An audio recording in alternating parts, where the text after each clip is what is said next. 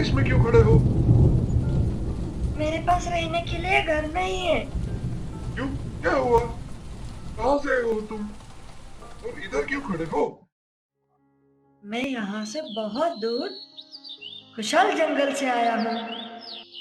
मेरे पेड़ पे बहुत सारे फल थे जहाँ पे मैं अपने दोस्तों के साथ रहता था, और हमारे पास बहुत सारे फल थे जो हम मिल बांट के खाते थे। अचानक से वहाँ पे बहुत बारिश आई। बारिश के साथ साथ तेज हवा भी आई। जोर बिजली के डर से मेरे सारे दोस्त भाग गए। मैं अकेला रह गया वहाँ पे। एक बार इतनी जोर से बिजली गिरी कि हमारे पेड़ पे आग ही लग गया और वो पेड़ गिर गया। मैं वहाँ पे बहुत रोया, लेकिन वहाँ से जाने के अलावा कोई और रास्ता नहीं था। फिर भी मैं वहाँ से भाग आया। भूख भी लगी थी मुझे, तो रास्ते में जो मिला वो खाते आया। मैं बहुत परेशान हूँ, कहाँ जाना है समझ नहीं आ रहा है। मैं ऐसे ही चलते चलते जा रहा हूँ। हमारे साथ तो बहुत बुरा हुआ। चलो मैं तुमको किसी से मिलाता हूँ जो तुमको कोई रास्ता जरूर दिखाएंगे। अरे ये कौन आया? अरे रो क्यों रहे हो बच्चे? क्या हुआ? मेरे साथ बहुत बुरा हुआ है। मेरे को भूख बहुत लगी है। मेरे पास बहुत फल है। मेरे पास रहने के लिए घर भी नहीं है। तुम हमारे साथ रह सकते हो। पहले ये तो बताओ कि तुम कौन हो। मेरे नाम मिली है। मैं यहाँ पे बहुत दूर से आया हूँ।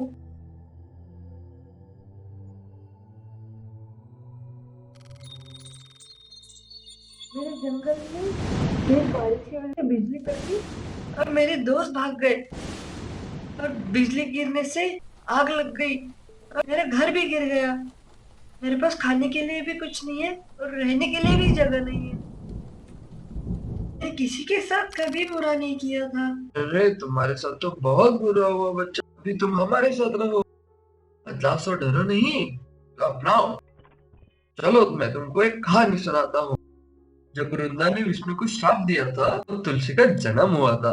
परिवर्तन नियम भगवानों को भी अपनाना पड़ा था। चलो आज हम सुनेंगे किताब तुलसी विवाह, एक कथा विश्वास, प्रेम और दिव्यता का। राक्षस कुल में एक बार एक लड़की का जन्म हुआ था। उसका नाम वृंदा था। वृंदा हमेशा पूजा पाठ में मग्न रहती थी। उसके मन में हमेशा भगवान ही रहते थे। उसकी शादी राक्षसों के राजा जलंधर से हुआ था। एक बार शिवजी ने गुस्से से अपनी दूसरी आंख खोला, तब वो ज्वालाग्नि जाके समुद्र में गिरा। वह एक विस्फोट हुआ। वहां से जन्म लिया था राक्षस जलंधर ने। वो बहुत बलशाली था।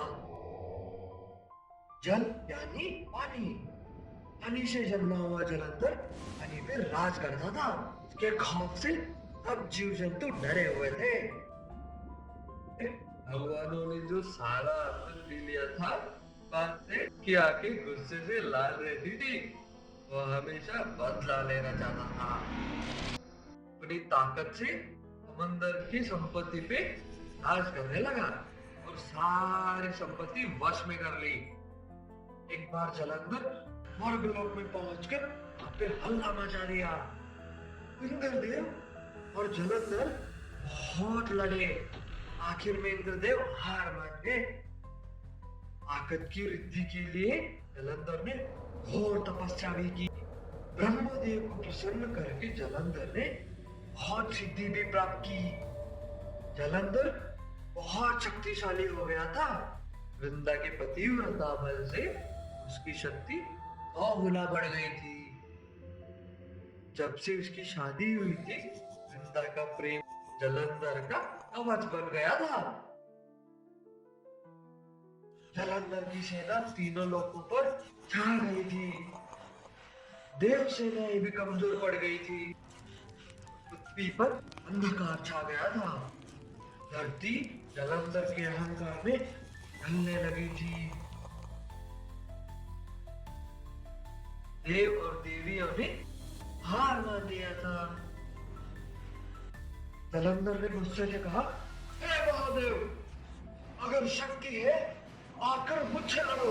माँ पार्वती से ने कहा, तुम मेरी शक्ति बोलकर मेरे साथ रहो। परिस्थिति से परेशान त्रिदेव उपस्थित हुए और जलंधर के विनाश के ऊपर चर्चा शुरू की। शिव जी जलंधर से युद्ध करने चले गए। विष्णु जी ने सोचा युद्ध तभी रुकेगा जब वृंदा का पतिव्रता भंग होगा। वहां जलंधर कैलाश में पहुंच गया था और मां पार्वती से बुरा बर्ताव किया और शिव जी के साथ लड़ाई में उतर गया। दोनों के बीच में बहुत घनघोर युद्ध शुरू हुआ। घने बादलों के बीच दिव्यास्त्रों से एक दूसरे से लड़ने लगे। पृथ्वी से लेकर स्वर्ग तक सब पत्थर उठे। एक प्रबल तेज शिव जी के सीने पे लगा। वहां और देरी ना करते हुए विष्णु जी ने चाल चलाने लगे। हरि ने अपना माया जगाई और जलंधर का हटा हुआ रूप प्रकट किया और उसको वृंदा के पास भेज दिया। जलंधर का शरीर देख के वृंदा बहुत रोई। वृंदा के आंखों से आंसुओं का सागर निकला। वृंदा खूब रोई। वहीं से दूर विष्णु जी ने अगला चाल चलाया। साधु का वेश धारण किया और चलते हुए वृंदा के पास पहुंच गए और कहे, अरे जलंधर को क्या हुआ? चलो इसको मैं ठीक करता हूँ। माया चलाई और अपना अंश को जलंधर के रूप में डाल लिया। इससे बेखबर वृंदा में आशाएं जाग उठी। श्री हरि अपनी माया चला के वहां से चले गए। देखते ही देखते जलंधर का रूप जिंदा हो गया और अपने स्वरूप में आ गया। वृंदा ने खुशी से जलंधर को गले लगाया। इतने में का पवित्र कवच टूट गया। वृंदा को कुछ समझ ही नहीं आया और आकाश में चल रहे युद्ध में शिव जी ने प्रबल वार किया और जलंधर हार गया। जलंधर को काट के शिव जी ने धरती पे फेंक दिया। जलंधर का शरीर एक वृंदा के सामने आ गिरा। वृंदा को ये सब समझ नहीं आया। विष्णु जी जब अपने स्वरूप में वापस आ गए, ये कठोरता देख के वृंदा ने विष्णु को श्राप दिया। वृंदा का प्रबल श्राप से देखते ही देखते श्री हरि शालिग्राम पत्थर में बदल गए।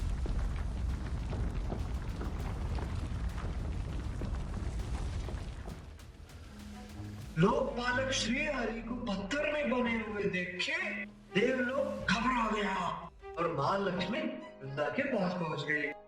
आंखों में आंसू लिए विनती किया कि श्री हरि को वापस लाओ। उनकी विनती से वृंदा ने श्राप विमोचन किया और वहां से भाग गई। श्री हरि अपने रूप में वापस आ गए। न अपने दर्द और व्यथा को सह ना पाकर अपने आप को जला लिया। भक्त के ये हालात देख के श्री हरि खुद रोए और देखा कि वहां से पौधा उग रहा है। वृंदा का पवित्र आत्मा वो पेड़ में समा गया। श्री हरि खुद आकर वो पेड़ को माला पहनाया और वचन दिया, आज से तुम देवी पवित्र तुलसी कहलाएगी और वह तुलसी से हमेशा पवित्र बंधन में बंधित रहेंगे। तुलसी के पेड़ श्री हरि को हमेशा पवित्र रहेगा। उनकी पूजा तुलसी के बिना अधूरा रहेगा। और ऐसे तुलसी का जन्म हुआ। विष्णु जी चतुर्मास के 4 महीने से निद्रा से उठने के बाद तुलसी पूजा का शुभ समारोह मनाया जाता है। हिंदुस्तान के हर जगह पे अलग अलग तरीकों से तुलसी विवाह किया जाता है। हिंदू धर्म में ये बहुत पवित्र प्रथा होती है, जिसमें हम श्री हरि के रूप शालिग्राम को तुलसी से विवाह करा के उस दिन को याद करते हैं। तो सुना बच्चों, ये याद रखो, श्रद्धा, प्रेम और धर्म की शक्ति कभी छोटी नहीं होती। सच्चे मन से अपना कर्तव्य करो, कभी किसी बात से मत डरो। भगवान हमेशा हमारे साथ है। मैं हमेशा आपके सामने आता रहूंगा और सच्ची घटनाएं आप तक ले जाता रहूंगा, ताकि आप इन कहानियों को अपने दोस्त और परिवार के साथ बांट सको। हम